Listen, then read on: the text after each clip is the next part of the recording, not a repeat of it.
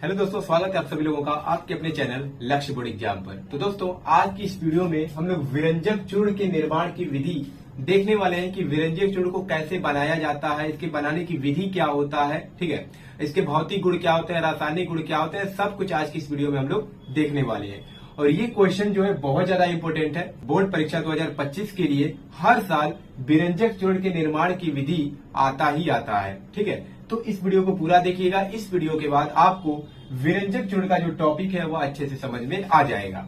तो सबसे पहले देख लेते हैं कि इसको कैसे बनाया जाता है, ठीक है। विरंजक चूर्ण को बनाया कैसे जाता है, तो यहाँ पर लिखा गया है कि शुष्क बुझे हुए चूने पर क्लोरीन गैस प्रवाहित करने पर विरंजक चूर्ण प्राप्त होता है, ठीक है। जब हम बुझे हुए चूने पर क्या करते हैं, क्लोरीन गैस को प्रवाहित करते हैं, यानी क्लोरीन गैस की अभिक्रिया कराते हैं, तो वहां पर हमें क्या मिलता है, ब्लीचिंग पाउडर या विरंजक चूर्ण हमें प्राप्त होता है, ठीक है। तो विरंजक चूर्ण का रासायनिक नाम क्या है, रासायनिक सामान्य नाम क्या होता है, रासायनिक सूत्र क्या होता है, ये सब चीजें आपको पता होना चाहिए। ये सभी चीजें आप लिखेंगे तभी आपको पूरे के पूरे अंक दिए जाएंगे। तो यहाँ पर जो विरंजक चूर्ण होता है इसका फार्मूला क्या होता है, तो वो होता है CaOCl2, ठीक है। इसे क्या कहा जाएगा, रासायनिक सूत्र कहा जाएगा। तो कभी कभी क्या दे देता है, एमसीक्यू क्वेश्चन में भी पूछ लेता है कि विरंजक चूर्ण का रासायनिक सूत्र क्या होता है, तो आपको पता होना चाहिए क्या होता है। CaOCl2 ये होता है विरंजक चूर्ण का रासायनिक सूत्र। और इसका रासायनिक नाम क्या हो जाएगा, तो ये होगा कैल्शियम क्लोरोहाइपोक्लोराइट, क्लोराइड नहीं क्लोराइट, ठीक है, कैल्शियम क्लोरोहाइपोक्लोराइट। ये नाम होता है किसका, ब्लीचिंग पाउडर का रासायनिक नाम होता है।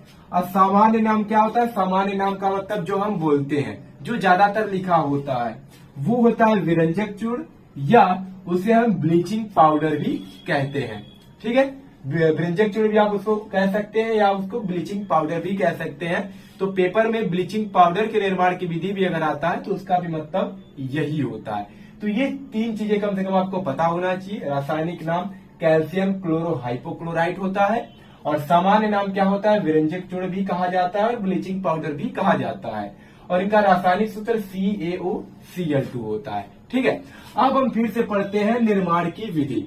तो निर्माण की विधि यानी इसको बनाया कैसे जाता है, तो जब हम शुष्क बुझे हुए चूने पर, बुझे हुए चूने का भी आपको फार्मूला पता होना चाहिए। बुझे हुए चूने का जो फार्मूला होता है वो होता है Ca कोष्टक में OH का होल ट्वाइस, ये फार्मूला होता है बुझे हुए चूने का। अब बिना बुझे हुए चूने का फार्मूला होता है CaO यानी कैल्शियम ऑक्साइड। इसका नाम होता है कैल्शियम हाइड्रोक्साइड, इसका नाम होता है कैल्शियम ऑक्साइड। तो कहीं कहीं पर इसकी भी अभिक्रिया हमें देखने को मिलती है। तो ये होता है बिना बुझा हुआ चूना, इसको क्या कहते हैं, बुझा हुआ चूना कहते हैं। तो वही दिया है, जब हम बुझे हुए चूने की अभिक्रिया क्लोरीन गैस के साथ कराते हैं तो क्या मिलता है, विरंजक चूर्ण मिलता है, ठीक है। तो यहाँ पर रिएक्शन लिखा हुआ है CaOH का होल ट्वाइस, ये क्या है, तो बुझा हुआ चूना है। इसका रासायनिक नाम क्या होता है, तो कैल्शियम हाइड्रोक्साइड होता है। इसकी अभिक्रिया किसके साथ कराना है, तो क्लोरीन गैस के साथ कराना है। ये याद रखिएगा, जब भी गैस कहेगा तो वहां पे 2 लग जाता है। अगर हाइड्रोजन केवल कहता है तो H होता है, अगर हाइड्रोजन गैस कहेगा तो H2 हो जाएगा, ठीक है। तो वहां पर क्लोरीन गैस कहा गया है तो Cl2 हो जाएगा।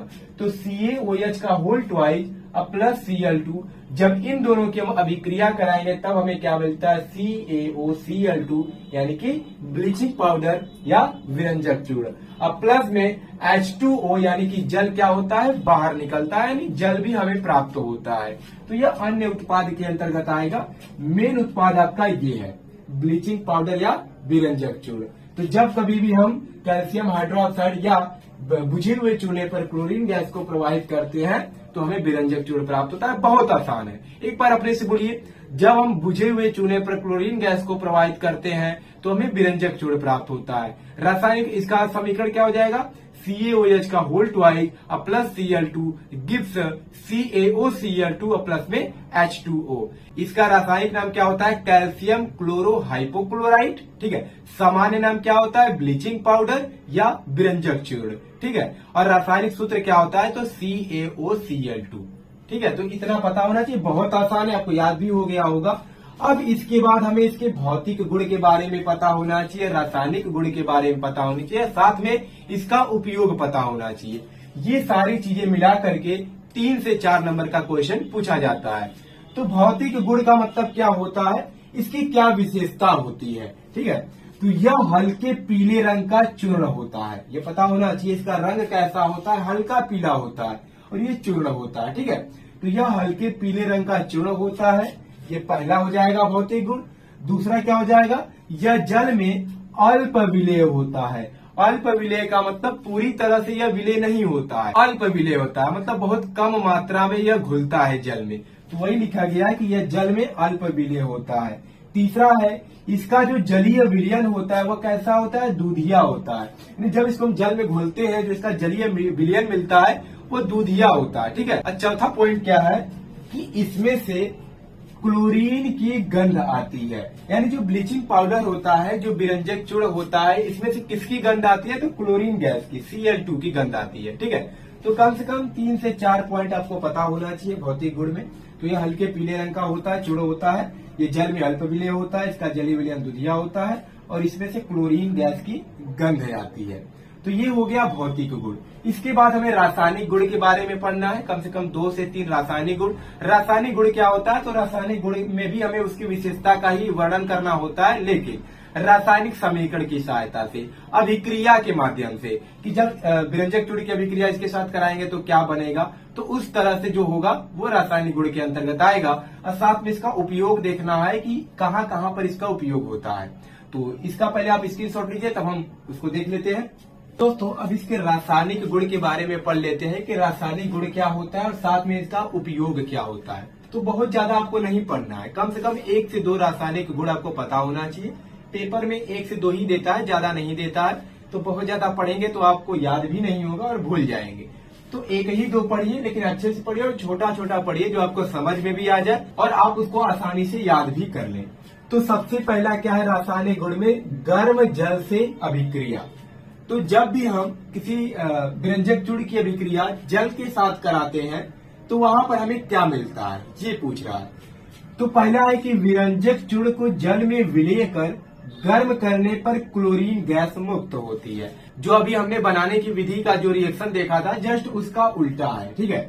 तो यहाँ पर CaOCl2 इसको क्या करना है, जल में मिलाना है। तो इसकी अभिक्रिया जल के साथ करा देते हैं और साथ में हमें क्या करना है, इसको गर्म करना है। तो यहाँ पर हम इसको गर्म कर देते हैं तो क्या बनेगा, क्लोरीन गैस मुक्त होगा, लेकिन इसके साथ में हमें बुझा हुआ चूना भी प्राप्त होगा।